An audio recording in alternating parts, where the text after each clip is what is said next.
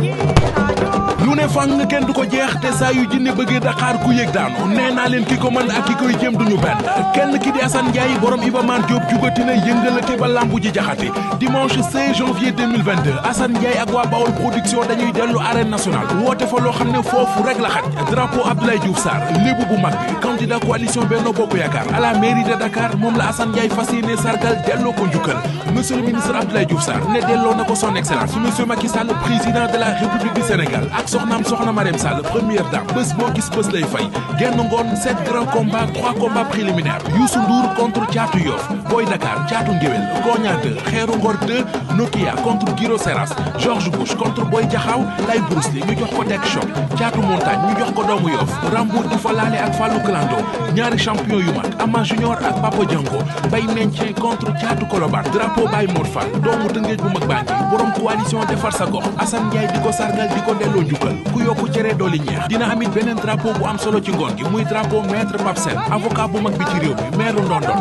ak drapeau diaspora bi waa diaspora bi am ngeen bés drapeau Modou Diouf borom Suisse dimanche le 16 janvier 2022 ci arène nationale entrée 3000 5000 ba 10 000 li ci gën a neex nag mooy boo jaaree ci Wizall Money jënd sa billet bi 2000 francs kese la lay dikkee Assane Ndiaye ak Bawol production ànd ci ak sponsor yii di Kay Distingo Huile Jador Wizall Money ak Albourakh automobile mi ci oto yu baax yi garanti te mucc ay. Vous avez la parole. bismillah asalaamaaleykum wa rahmatullah taala wa barakatu di gërëm ñëpp di sant ñëpp ñi ñuy seetaan di sant àdduna kàddu yi nag rafet na Malick li nga wax rafet na Cheikh li nga wax rafet na sama kàddu nag du ci mën a gum sore ndax dañu jàkkaarloog suñu mbokk taskatu xibaar yi nga xamante ne tey am na loo xamante ne bëgg nañ ko xam te loolu moo ñu fi tax a teew tey donc dañ leen di déglu rek après. waaw le mot introductif rek quoi doon ci doon baax. waaw introductif rek mooy la genèse de l'événement ba ñu. voilà la genèse de l'événement je pense que ce sera très facile à faire. Malick am na loo xamante su ma defee genèse sax dina tax ba lu ma bëgg a wax journaliste yi bu ñu ma posé question du ma ko mën a wax. moo tax bëgguma dugg ci genèse boobu. je préfère bàyyi leen ñoom ñu laaj ma lépp lu ñu ma bëgg a laaj ma tontu leen ci tey incha allah lépp nag laa wax. mu ngi noonu léegi El Hadj Malick li ñu def mooy dañuy jox suñu mbokki presse bi kenn ku ci nekk présenté wu. ñu bàyyi Modou Lo dañuy bàyyi Modou Lo waaw moo nuyoo. waaw su ko defee ñu daal di jox suñu mbokki journalistes yi ñu ma def seen i laaj Modou Lo ak sëñ Fallou Luc Nicolaï def seen i tontu bisimilah moom. waaw a'uuzu billaahi mina shaytaani rajiim bismillaahi rahmaani rahiim. salaamaaleykum wa rahmatulah ñu ngi nuyu journaliste yëpp ku ci ne sa tur ak sa sant di nuyu ñu fi teew ñëpp. nuyu tamit ñu ñuy seetaan ci télé bi waaw di souhaiter ñëpp bonne heureuse année 2019 parce que 2022 du moins parce que boobu ba léegi jotaay bu yaatoo bi amuñu ko xam nga di profiter di souhaiter àdduna yëpp bonne heureuse année 2022 di ñaan at bi ñu dugg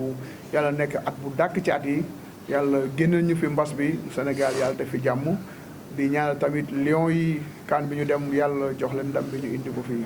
di nuyu Sénégal di nuyu monde entier. Modou première laaj bi mooy sa diggante ak Ama Baldé coow li bëri na fitna bi bëri na jàpp nañu ñaari yoon face à face bi mu avorté nit ñi dem nañu sax bay dute ci combat bi dina am ak du am alors loolu yëpp tey la ñu bëgg nga dellu siwaat ci pour ñu dellu siwaat xel yi d'abord mais pour confirmer nit ñi que Modou Lo Ama Baldé bu jàmm rek amee dinañu sëgg le 13 mars. waaw waaw El Hadj Malick. Modou moo yëkkati gën a jege tuuti waaw. gën a yëkkati kàddu bi aussi. allo. waaw El Hadj Malick defe naa wax nga lépp ci sa introduction bi tey ñun bu ñu teewee fii nii. ligue lu mu woote muy jàmm te képp kuy nit jàmm war na la yitteel ay sax amu fi trop mais dafa am lu ñuy gis ci làmb ji waxuma rek làmb ji mais partout ci jeunesse su Sénégal temps yi muy violence dafa bari trop ba tax na li nga wax jàpp nañ fi ñaari yoon ñu war a jàkkaarloo ay fitna wala yooyu tax na ba tax amul looloo war a tey woote bi incha allah ñu toog wax làmb ji moom comme ni nga wax rek dina am ak du am moom kenn waxatu ko am incha allah bu yàlla defee jàmm rek dina am mais di wax rek mbër yi tamit dañ ci am responsabilité bu mag a mag a mag muy si seen kàddu parce que nit ki du lu la neex wala fu la neex rek nga koy waxee parce que tamit am na li nga xam ni dafay yee xale yi ci violation ba tax na nañuy xoolaat suñu communication bu baax a baax nu ñuy waxee ak askan bi mais di waxaat jeunesse Sénégal rek Sénégal jeunes yi lañ yaakaar suba pour ñu yor ko mais tey jeunes yi bu ñu yoree yenn comportement yi du ñu neex a xàmmee wala sax kuy dund fii Sénégal sa xel mën naa bañ a dal parce que li may wax du ci làmb ji fépp la bépp boor ci Sénégal muy football bi muy politique bi muy leneen ak leneen violence da cee bëri trop te violence amul lu muy defar buñ nee Sénégal ne pays de la teranga bi suñu biir la war a njëkkee mais pas ñu nekk di yee ay fitna ay histoire yi nga xam ni amul benn sens jëmewul fenn dëkk bi xam nga di waxaa jeunesse bi rek ñu bàyyi xel ci loolu puisque réew mi seen loxo la war a mujjee nañu xoolaat seen comportement bu baax a baax supporter mbër wala supporter ku mën a doon taxul ngay ñëw di xeex wala di sànni ay xeer wala non sport dafa war a boole mais warul tàggale loolu la. combat bu nekk am nga ko fi. tàkkusaan bu nekk am nga ko fi. mais tension bi ñu sentir ci combat bi dafa mel ni dafa jéggi dayoo. lan moo waral lu ni mel alors que yow daje nga fekk ku ne yàgg Balla Gaye métti war na lool te fu mu mujj bëree mu jeex tey yéen a ngi nii di naanandoo ataaya ak a bokk benn bool di ci lekk. mais damay wax tension bi est-ce que ñu jël combat bi benn côté bi est-ce que ñoom affaire bi diisul si ñoom ba ñu jëlee ko violence quoi parce que man comme li nga wax bis bu nekk am naa ko mënuñu am bis bu ñu dépassé xam nga lépp dañ ciy dugg nuñ ci war a duggee dem jéem a defar mais su ma juumul ñee est-ce que jëluñu lu leen ëpp doole ba tax ñu bëgg ko kii ak violence. da nga jàpp ni fitna bi am yëpp beneen camp bi la du sa camp. ah non du sa camp amoo ci responsabilité. ñun keroog li am rek ñun bu ñu am na noo xam ne bu ñu defoon comme ñoom tey mën na toll fi nga xam ne tey dañ koy nettali deneen lay doon mais xam nga bañ yooyu yëpp moo tax xam nga ñu def yëfu mag tourné ndànk dem ñibbi. jërëjëf loolu moo doon proto introductif yi waaw. bëggoon naa ko laaj parce que boo xoolee. jëlal. boo xoolee signature contrat yi ñu woote mooy bi ñu woote woon Sen TV ak bi ñu woote woon Arena. lu ci ëpp Ama Baldé mooy jiitu si moom daal mooy njëkk ñëw mais dañuy gis ne Modou Lo moom mooy mujj ñëw lu ci ëpp coow li ci moom rek lay mujj quoi. waaw parce que xam nga ay signatures yëpp dafa am convocation bu njëkk bi bu ñuy dem boobu maa ngi jokkoo ak ñi ma war a jokkal muy li ñu ngi toll fu ñu toll foofu benn dafa amoon coow avant ñun ñëw sax départ suñu kër amoon na coow ma ñëw ba taxaw côté boobu woo saa yi ñu xaaral tuuti ñu régler problème bi mais suñu côté amul woon benn problème bi foofu la nekkoon ñi fa nekkoon ak force de l'ordre bi xam nga ñun ñu ñëw ñu mujj a dem affaire yi xat ñu mujj a ñibbi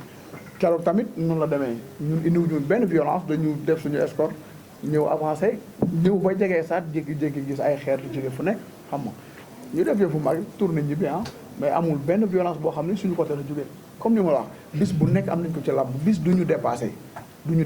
bañ def naka su dul noonu bu dul loolu tamit tey fu ñu yàlla teg ci làmb dañu war di defar rek dañu war a gis li nga xam ne luy ñaaw la ñu jéem ci wax wala jëf ci ba mu teggeeku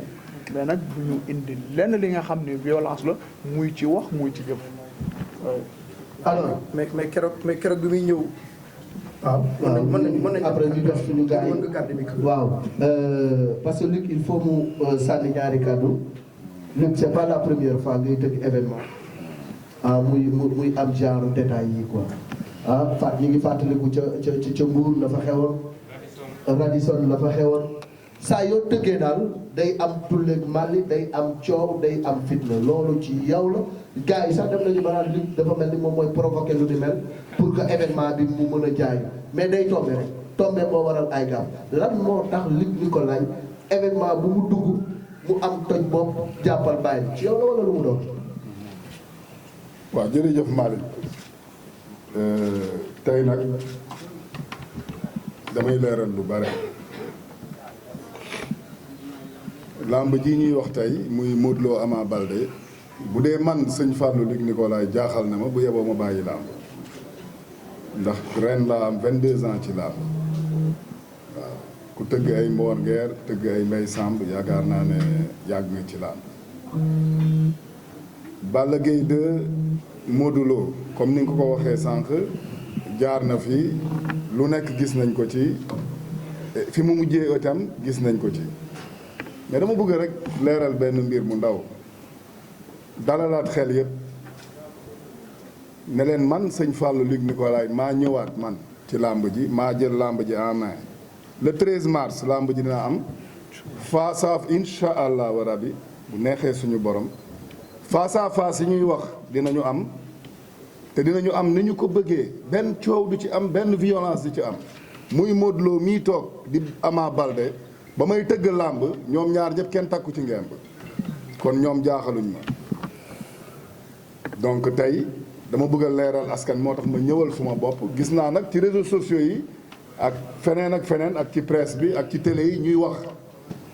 waaw Luc respecté tul amateur yi du ñëw ci face à face du ñëw moo tax ma ñëw tey pour leeral askan mais man maa ñëw modestie à part nag interroger leen histoire lamb yu mag yëpp yi fi am ngeen interroger histoire ne kan moo ko tëgg ngeen laajte ba xam lépp lamb yu mag yi fi ne laa lay wax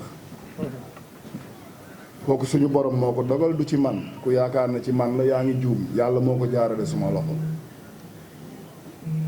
di wax ne nag bare na tey coow li bare na nii mu am ay ñuy tëgg làmb di wax mais ñu ci bare samay face à face kii mu ngi nii toog Malick Thiandoum fekkee ne lu bare samay face à face sax dañ ma doon ñaan pour ñëw seetaan ko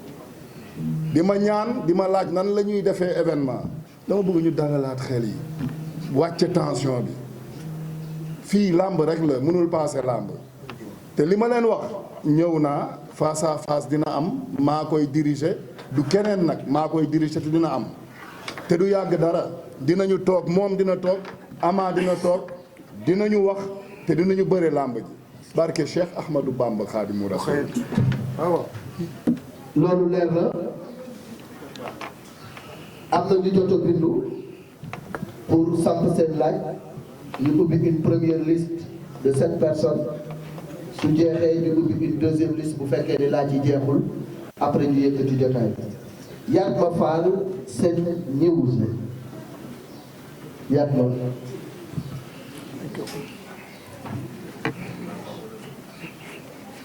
asalaamaaleykum maa ngi leen di nuyu bu baax di leen ziar. maximum 2 questions s'il vous plaît. merci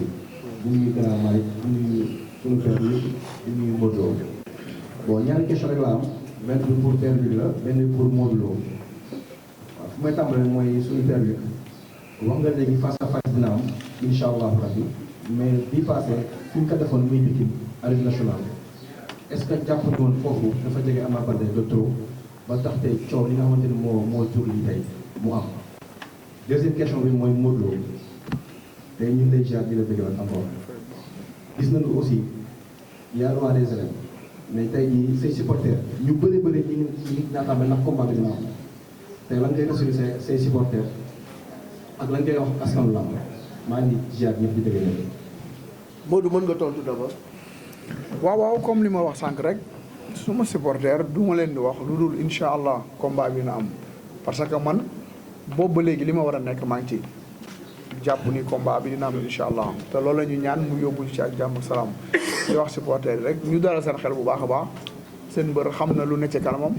xam na lu koy xaar bu baax a baax incha allah te maa ngi ci yàlla baax na daal.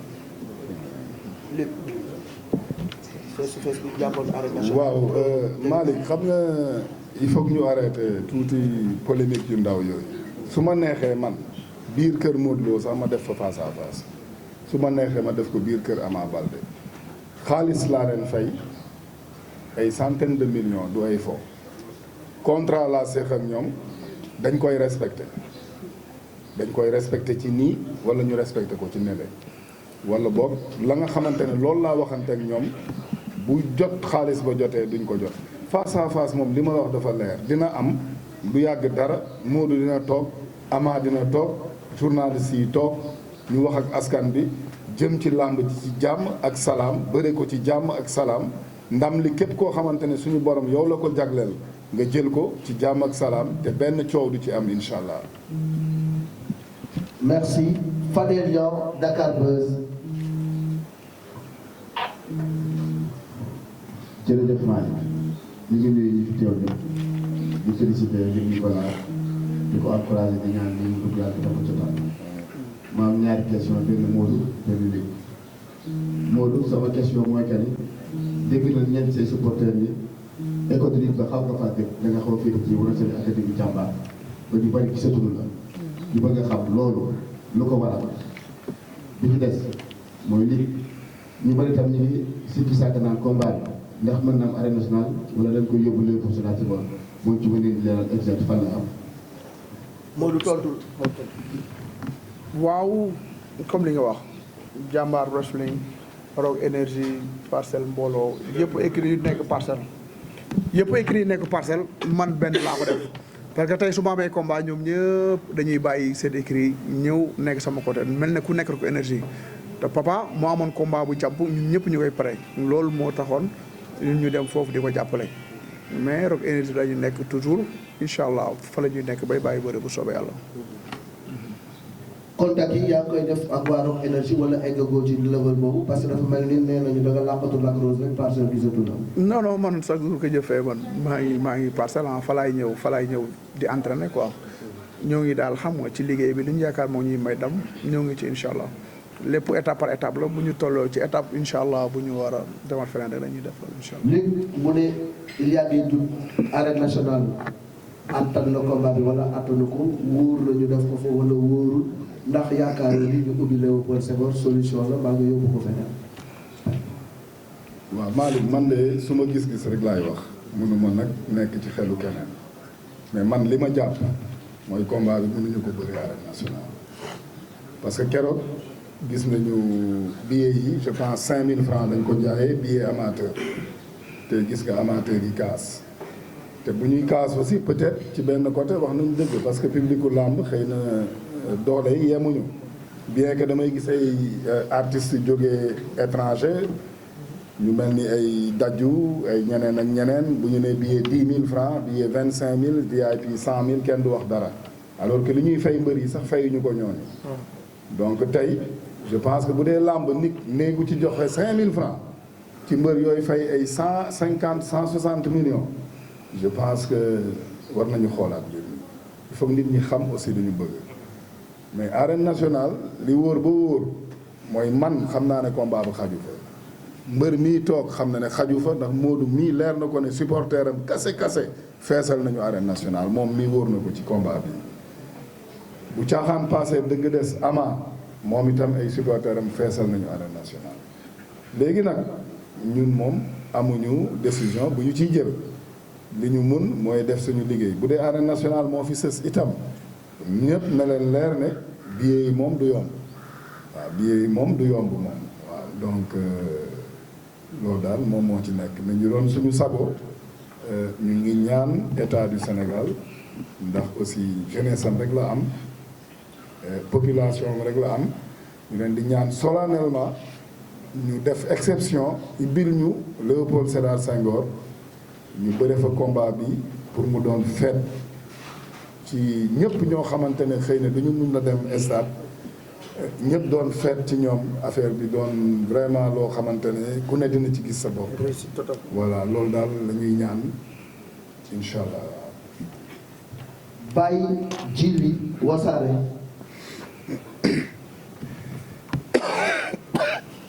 salaamaaleykum. maa ngi nuyu ñëpp nekk sa tur ak sant. Modou sëñ Fallou Luc Nicolaï am benn question rek pour sëñ Fallou Luc Nicolaï ak Modou sëñ Fallou question bi njëkk bi mooy lamb ji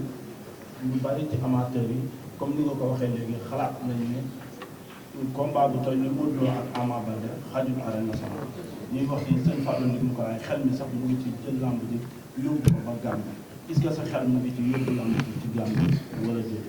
Modou benn question bi moom la Ama Baldé avant ngeen di daje dafa dëkkal ci suñu nopp ni Modou Lo ñemewu ngeen def face to face mu dëkkalaat ko ni Modou Lo ñemewu ba tax mënuñu daje ñoom ñu dégg dernier discours Ama Baldé bu njëkk da doon wax ni ku mën ku dàq bëre doole yàlla na la yàlla may ndam mais bii dafa jël rek nekk ku mën ci làmb ji yàlla na ko yàlla may ndam mu mel ni kon Ama Baldé dafa jàpp ni moom moo la mën moo la ko doole taxawaay boobu ak loolu lan nga ko gisee ameen jaay defal Luc très rapidement est-ce que sa xel mi ngi ci yóbbu combat bi Gambie comme ni ko ñenn ñi xalaat. waaw Malick je pense que nag quand même yebuma Sénégalais yi quoi franchement combat bu toll nii su ma ko naree jël di ko yóbbu Gambie mooy wax dëgg yàlla joxuma cër Sénégalais yi li may ñaan état bi jël disposition yëpp ñu ànd ci liggéey ko événement bi doon événement bu am day apaiser xol yi apaiser xel yi ñu ne ci hôpitaux yi féex ñi ne ci lieu de détention yi féex ñi ne feneen ak feneen féex ñëpp féex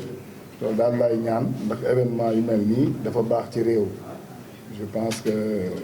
Gambie moom honnêtement xalaatoon naa fa yóbbu face à face Modou Lo ak kii mais combat bi ci boppam moom honnêtement xalaatuma ko yóbbu ndax respecté naa quand même Sénégalais yi. Modou. waaw am na loo xam ne moom ma ne ko waxu mbër la jaru sax di tontu quoi su ma demee bay ragal góor waxuma la mbër de su ma demee bay ragal góor ma xoolaat sama bopp waaw. muy wax nag ay combat bi ku mën a quoi yooyu yëpp ay waxu mbër la rek day wax pour xumba rek quoi mais géew ga bu ñu tëjee saa ay barrières yi ku nekk xam nga sa morom yàlla baax na yàlla may talak fekk rek incha allah wax ji moom jaru muy bari comme jëf war na moom wax jaru muy bari incha allah. Mamady Diouf groupe E-Media. asalaamaaleykum wa rahmatullah maa ngi nuyu assistance bi teew yëpp di nuyu mbokki reporter yi journalistes yi di nuyu suñu caméraman yi nga xam ne bu dul woon ak ñoom kenn du fay ñu ngi leen di jaajëfal bu baax liggéey bi am na solo di nuyu suñu papa yi nekk ci salle bi yëpp ñu ngi leen di nuyu bu baax assistance bi yëpp bàyyiwuñu kenn mënuma wax ba bàyyi te nuyuma suma professeur suma maître Alaaji Ngagne Diagne lu nekk ci man rek moom moo ko si def maa ngi ko nuyu d'abord di ko ñaanal gudd fan ak wér sama premier laaj dama ko jagleel léegi ni ko laaj léegi renvoi yi bari na diggante Modou Lo ak Ama Baldé lan moo ko waral problème mu xaalis la wala lan et puis lii nga waxee ni décidé nga mais da nga yéex a jël sa ay matuwaay lan moo xew léegi ni ko laaj benn laaj bi maa ngi ko jëmee ci Modou Lo 4 février 2006 nga ñëw nga def 6 combats 6 victoires 4 février 2006 nga daan Alioune Seye 2 11 février 2006 nga daan Alioune Seye 4 février 2006 nga daan Pape Sène 2 11 février 2006 nga daan ki nga xamante ne mooy Alioune Seye numéro 2 ak ñeneen ñi ci topp ñoom Bouba Diop 2 avril 2006 nga def 6 combats 6 victoires sa adversaire ñëw 9 novembre 2008 ci lambu dem ba dab la ci lambu nga mu mel ni da ngeen a am lu ngeen jàppalante yéen ñaar sa diggante ak ki nga xamante ne mooy Ama Baldé Modou Lo buy wax bariwul lu muy jaar ci turu Ama Baldé trop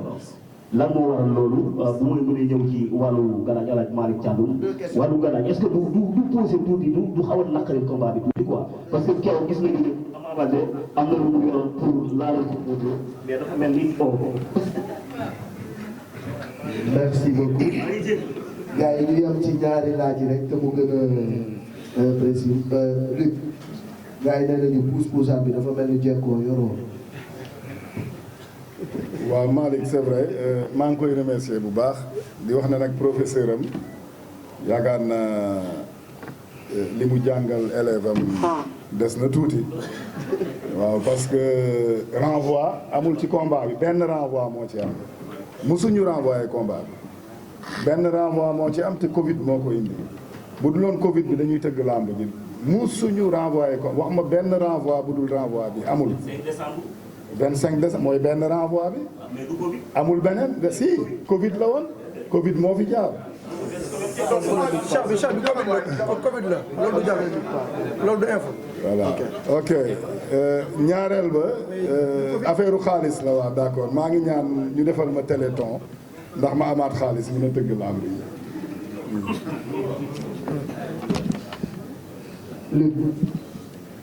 non affaire téléthon kenn waxu ko. ah déet comme yoratuma keñ. nañ ma defal téléthon waaw il y a un budget prévisionnel pour ce combat. budget boobu ndax boucler nga ko say partenaires fan la ñu toll ak yow ci budget bi ak montage financier bi ba lii yëpp mën a àddu parce que li nga fay mbëri bari na. waaw am na question yoo xamante ne du neex a tontu parce que. dafa yomb quoi CNG ñu ngi fi maa ngi en direct président Bira ngi may dégg Ndiame ngi may dégg combat bi ma régularisé joxe reliquat yi Modou Lo ngi nii di ma bàyyi ma fenn ëpp na 6 mois amul benn mbër bu ma deseel 1 franc mu ngi nii toog yorelu ma kenn dërëm ñoom ñoo ma yorel man yorewuma la. le budget prévisionnel. non may ma ñëw parce que danga ma laaj. ma continuer question bi ma laaj. dafa am loo xamante ne lii may wax duñ ci gàn ñun dañ ko xam dañuy def ay montage li moo tax ma tontu ko rek comme xam nga nit bu la tontoo yenn question yi nga tontu ko rek question bu terre à terre da nga koy tontu question réponse bu terre à terre. waaw moo tax ma ne ko nañ ma defal téléthon ndax ma am lu ma yeggalee combat bi. voilà am loolu moo tax ma reformuler. Alaaji Malick waaw am na benn laaj moo bëgg laaj Serigne Fallou Luc Nicolaï. allez-y. parce que dañu xool làmb ji dafa nekk facteur de développement ñu gis tamit làmb ji li muy def ci stade yi heure bu ñu tëggee làmb stade yi day fees del la preuve en est que dernier combat bi nga xam ne moo doxoon ci diggante Gris Bordeaux ak Balla Gaye stade Léopold Sédar Senghor feesee na noo xam ni sport football sax mosu ko feesee mais tout le temps da ngay gis ay sponsor yaa ma neex lan moo tax boobu léegi nii lamb ji mënut a décrocher ay sponsor yu mag problème bi ci lamb ji la moom problème wala boo gis nag sponsor yi ñëw téye seen loxo ci lamb ji loolu daal jaaxal na ma. waaw Cheikh je pense que li nga wax c'est extrêmement important ça c'est de très bonnes questions te dañ ciy tontu parce que booy seet lamb ak coow li muy am yëpp mais lamb yokkuwul est-ce que lamb dafa yokku lamb booy xool sax dafa wàññeeku li daan am bu njëkk ba engouement bi daan am ci lamb xëy na amatu ko mais tey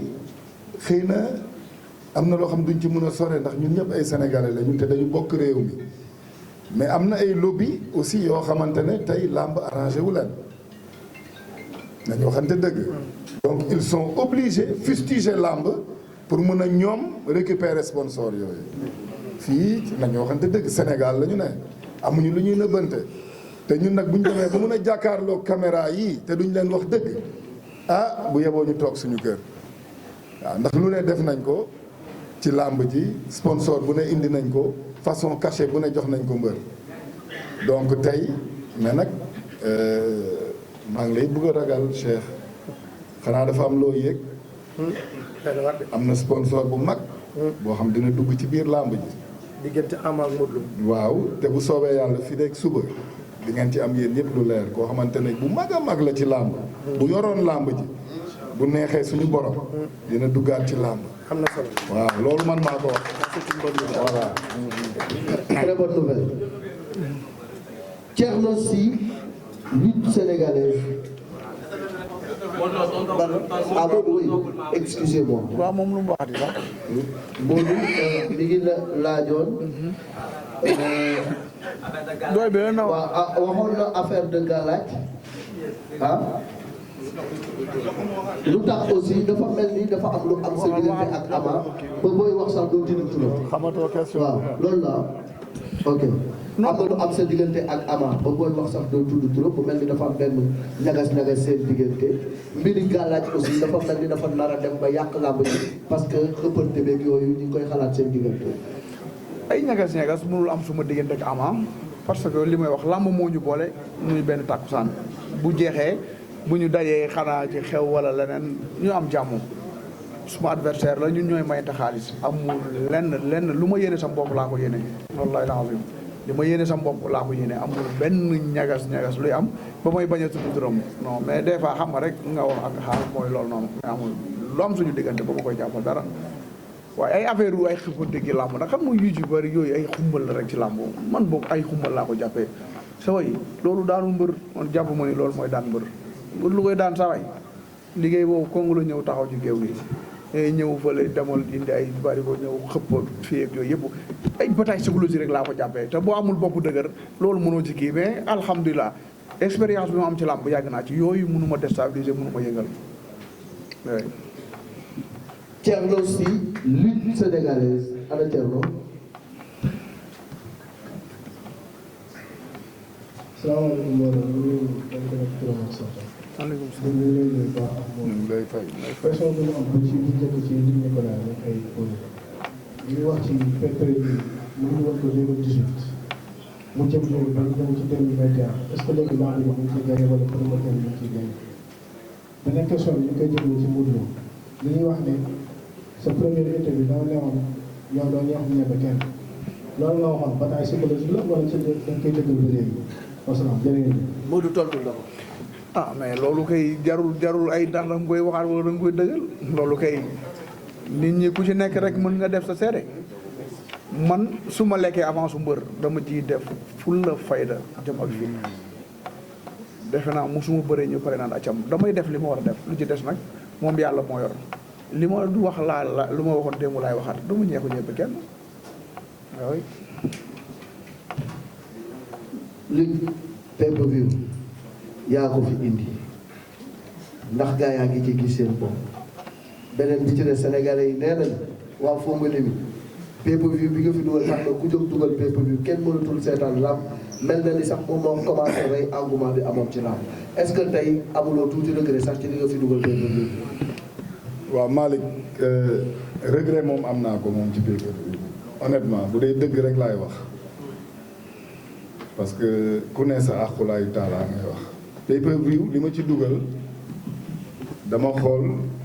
ay xale sénégalais muy mon fils Ibrahima Faye Beuz.